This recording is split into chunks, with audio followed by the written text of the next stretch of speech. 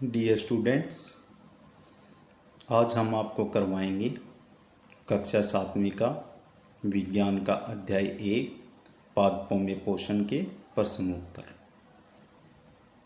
भाग 1 में हम प्रश्न संख्या 1 से लेकर 6 तक प्रश्नोत्तर समझा चुके हैं। अब भाग 2 में हम आगे के प्रश्नोत्तर समझाएंगे। ध्यान से सुनें। प्रश्न संख्या 7, निम्न कथनों से संबंध पारिभाषिक शब्द बताइए। पहला है पीत दुर्बल तने वाला परजीवी पादप। इसका उत्तर आएगा अमरबेल। अमरबेल एक पीले रंग का रस्सी नुमा संरचना होती है जो दूसरे पौधों से अपना भोजन प्राप्त करती है। ये एक परजीवी पादप है।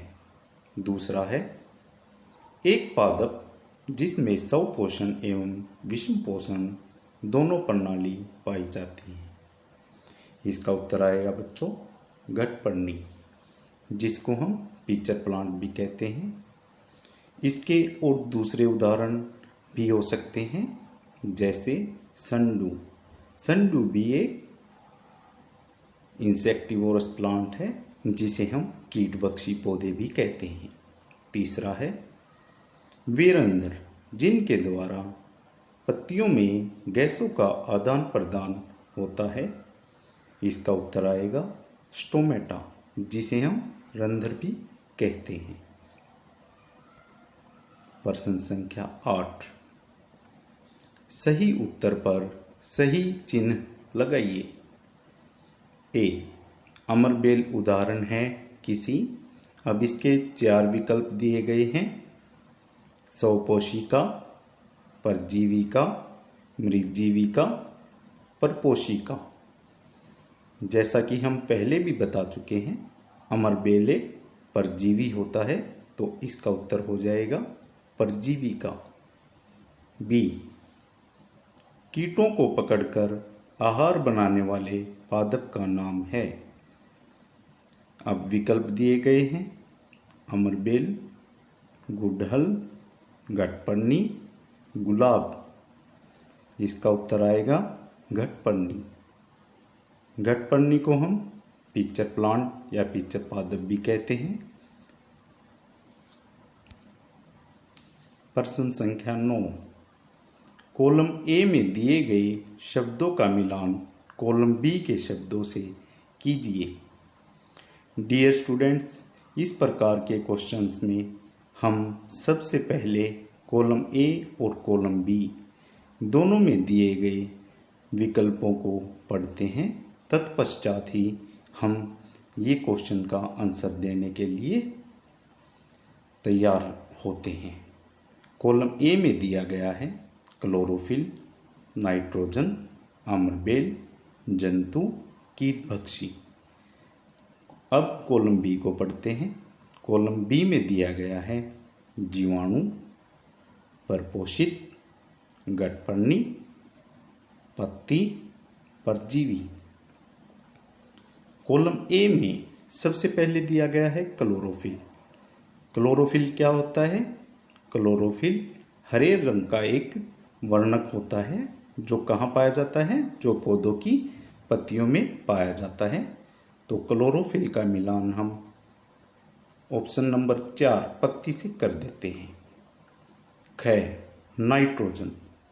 नाइट्रोजन का मिलान हम जीवाणु से करते हैं, क्योंकि जीवाणु की मदद से ही वायुमंडल में उपस्थित नाइट्रोजन पौधों को उपलब्ध हो पाती है।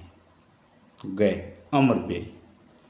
अमरबेल एक परजीवी पौधा होता है, तो अमरबेल का मिलान हम परजीवी से कर देते हैं।